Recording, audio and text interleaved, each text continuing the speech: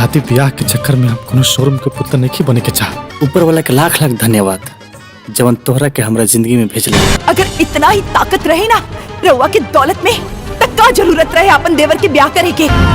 खेलना हमारे शरीर के साथ जितना चाहे खेलना। इस वीडियो में हम बात करने वाले भोजपुरी की बेहद ही शानदार जबरदस्त सुपरहिट फिल्म, जिस फिल्म का नाम रखा गया दोस्तों अग्नि साक्षी।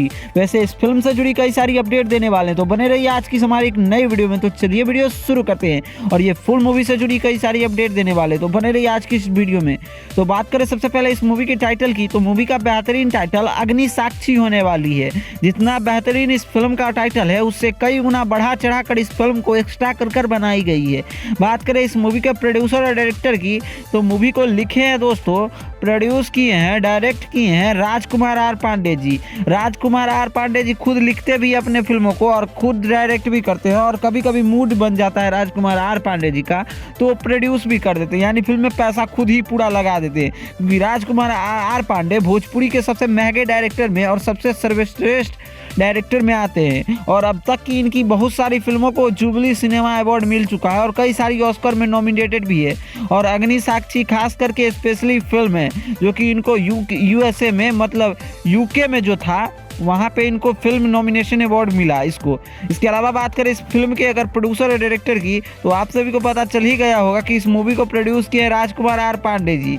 वहाँ इस मूवी के और भी कुछ जानने की कोशिश करें तो इस मूवी को और संगीत से सजाएं दोस्तों ओम झा जी। दोस्तों ओम झा जी भोजपुरी के नए नए आर्टिस्टों को बहुत ज़्यादा फिल्मों में अपने गाने से सजा कर देते हैं। अब बात करें इस फिल्म की कहानी की, तो फिल्म की कहानी बेहद ही शानदार होने वाली है।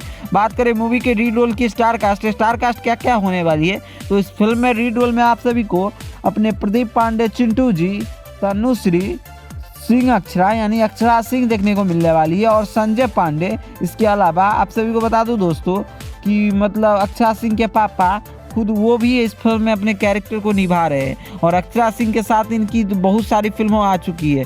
अब चिंटू पांडे की ये फिल्म बेहद ही शानदार होने वाली है।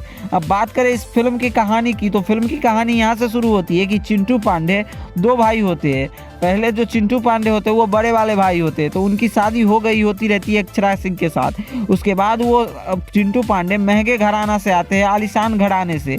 उसके बाद कुछ समय के बाद टाइम बीतता जाता है और उसका भाई का शादी आने का वक्त आ चुका होता है। उसके बाद उसका भाई बोल देता है, देखा भाभी हमारा वजह से हम शादी में नाटक नहीं बने के चाहत। तभी बोलता आप चिंता मत कीजिए, मैं आपकी शादी लगवा के रहूँगी। उसके बाद दोस्तों उसकी शादी लगने के लिए पूरी तरीके से तैयार है। बोलता है आप ऐसा काम करिए, आपका फोटो दिखाऊंगी, आप मड़वा में बैठना, जब मतलब जयमाला खत्म जब हो जाएगा उसके बाद आप दुल्हा चेंज करके अपने देवर जी को बैठा देंगे। तभी बोलता है तुम ऐसी सोच भी कैसे ली किसी का जीवन बर्बाद करने के लिए।